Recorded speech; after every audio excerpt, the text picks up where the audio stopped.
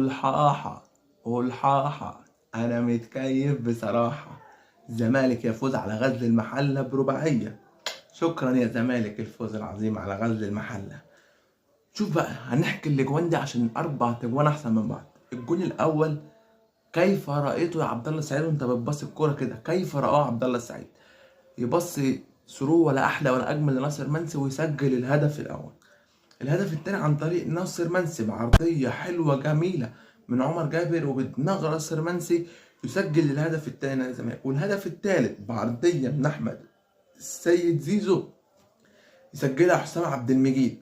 والهدف الرابع من ضربة جزاء ليسجلها أحمد سيد زيزو. رجل المباراة وعبد الله السعيد.